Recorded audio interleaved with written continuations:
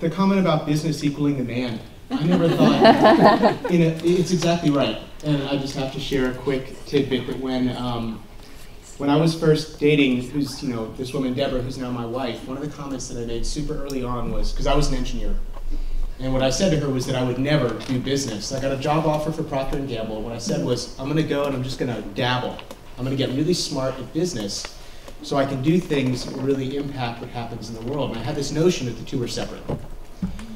And then not only did I not just dabble in it, I ended up running strategy for the world's largest company, right? So it was this, maybe a fall, maybe whatever it was a strange transition from that moment where I thought I would never do business to being in charge of growing a $400 billion company. And one of the things that happened along that journey, not only was I increasingly impressed, bothered, everything that happens when you get closer to what's actually going on in the world, you also see the incredible effect of things that happen at scale. And one of the things that happened as I was running strategy at Walmart was sustainability started to be a conversation just with a very few people. And I would be sitting with the CEO at that point, Lee Scott, and we'd be talking about sustainability as one of many initiatives. And it was something that Lee was very insistent that, that I spend a more formal role in. And I resisted. Although I loved the concept, Lee asked me 3 different times if I would go leave heading up global strategy and run sustainability. And while I love the idea, if I'm honest about it, I was probably I was nervous that it was actually possible. That there would be something that really meaningfully could happen out of a big company like that. And it was actually the inspiration from people around me that pushed me to say, what are you actually scared of? If you think it's right and you believe in it, go for it, give it a shot, see how big it could really be. And over the course of the next 3 years, I spent 3 years inside Walmart heading up sustainability. And the inspiration that Julia talked about, right, the notes, the inspiration from what happened at that company and from the people who worked there and the people who bought cotton and bought seafood continued to inspire me and continued to kind of shape a direction of what a big company can do. And it was an amazing moment that after 3 years, this was Lee on the cover of Fortune, and this was the actual cover. This is something that at the beginning you'd have said, hey, this is like a made-up joke. Right. And then it happened. And this was I won't go on too much about Walmart, but it's still, one of the, I had a phone call about 4 weeks ago with the CEO of Valvoline, who made a comment that back in 2005, when he had come to some event, he had changed his perspective back to the ripple effect. And he was still doing things differently in that company based on something that had happened in 2005, something that I wasn't aware of, very few people in that company were aware of. So it just speaks to me, it speaks to the fear of going for something, going full on into it, something that you believe in, without the fear of what can happen, and the ripple effect and what can come from that. So Walmart was an incredible experience with that, and there were a lot of changes. I'm just going to talk about one of them. This is the kind of thing that you wouldn't think about. This is a really simple fork, right? It's a plastic fork. We all use plastic forks, knives, spoons. And one thing that I like about this change is it's back to the design of the product. So this is a supplier of ours, Diamond, who said, we don't know why you put all the resin in the center of the handle. No one needs it. So we just removed, this is 13% of the resin in a plastic fork is in that cutout, right? So just by a simple design change, they removed 13% of the resin. And it's the kind of effect of these small changes. So there were thousands of these type of changes. And while they're amazing, this is kind of leading me into Yertle. While they're amazing, so even after, the plastic fork started about 1920. This is plastic cups and cutlery in North America. A 50% reduction in the footprint, and we still found another 13%. The challenge with the whole model, even as I was impressed and excited by these small changes, was the number of plastic forks that are being used. And this is one of the challenges with so much of what's going on right now. We should be making better plastic forks. There's no reason to have 13% of the resin in there if you don't need it. The fork works just the same. But it doesn't address the overall challenge of how many forks are being made. Right? And so it's not that we shouldn't be doing that, it's that and, right? It's what else? It's how these things fit together and actually provide a trajectory that makes any sense at all for where we're going.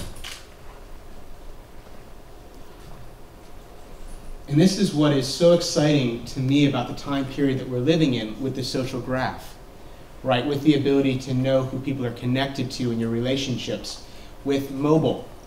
That these companies like Airbnb, we talked about for years how to make a better hotel room, right? You can use less toxic chemicals and better varnishes and better finishes. And then you cannot need to build a hotel room at all. So Airbnb is the largest hotel chain in New York City right now. More people will stay in an Airbnb, in other words, not stay at a new built hotel room, than will stay at a Hilton, Hyatt, or Marriott. And 5 years ago, if you were sitting, because I've been in these boardrooms, if you were sitting in a boardroom of Hilton and you walked in and said, hey, don't worry about Hyatt, worry about people loaning out a spare room, they'd laugh you out of the boardroom, right? And now it's happening. So Airbnb, another one, relay rides. The cars that take so much resource to put into, and we think about how do they get 3% better gas mileage?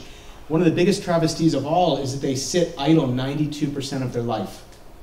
So we make these cars and they sit on the road and they sit there. They're meant to be driven, not sit there. And so one of the first times that, in recent history we've been able to address this is with these companies like relay rides that allow you to make use of an idle car. And so this whole space that could be called the sharing economy or collaborative assumption, or honestly, it really doesn't matter what the space is called. The ability to just be smarter about the things that we are doing and how we do them. To get the same ability to go from point A to point B or to have a place to stay can be done for less money, more enjoyment, and with more personal connection. This is something that we've talked about before. Raise your hand if you own a tent in this room. Okay, keep your hand up if you are using your tent right now. Yeah, so Richard wishes he was using his tent right now, but for the most part, when you think of the same movement from lodging or transportation, the stuff all around us, 80% of the things in the average US house is used less than once a month. And it has been staggering on this journey of how many things we own and they sit around in our closets and garages. My belief from being in formal retail for 20 years is if you add up all of our closets and garages, it would be so much larger than the largest warehouses, right, that are 500 miles away and full of new goods. And they sit there because we have, up until now, haven't had the ability to connect with others to get the tent into use.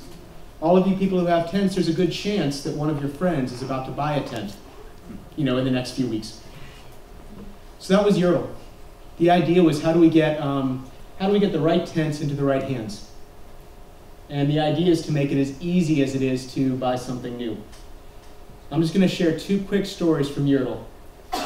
This is the website, which is pretty straightforward, as Izzy mentioned. Basically, you find things that you are done with or not using, and you make them available for your friends or your friends of friends. Not anybody, just your friends or friends of friends. And if you have a need for something, you ask for it. And the two stories, this is a playhouse that I had in my backyard. We moved here with it. We had it in our backyard for 1.5 years. We have 2 kids. Neither of them had been in that playhouse in the entire time we had it here.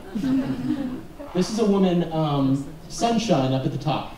Sunshine was a friend of mine through another friend, Mike, and Sunshine was about to buy this exact playhouse. And the coolest thing about giving Sunshine the playhouse was that we saw this picture of her daughter in the playhouse.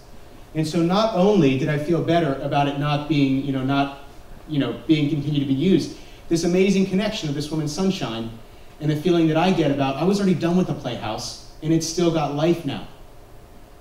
This is one that, my last story, this is something that happened 2 days ago on the site. This is where someone was asking for kite surfing trainer kite, which I didn't know what that was. And there's this beautiful thing here, which we don't have time to read, but it's on the site to find it, where someone says, I've always wanted to learn how to do this. Someone says, oh, I've got a kite, you can borrow it, I'd love to, and she goes, actually, you can have it, I'm not using it right now. And I loved her comment where she said, I think I love you. It was like this amazing, but it's about the social connection. And it's been incredibly inspiring on the site to watch these things that I'm used to formal retail, which is transaction. You go, you buy something, you bring it home. What is so much deeper and so much more amazing is the human connection by putting the things that we have sitting around to use. And it is an entirely different vector than retail. And what I'd ask as I close is to think about the same, the fear that I found in taking a big leap for Walmart, the same fear in this. The reason Walmart worked is passionate people made it happen. And this effort will happen, with Yurtle or without, right? It just makes sense. But it's awesome and inspiring to see you all in this room and what's happening to create this. So thank you for that.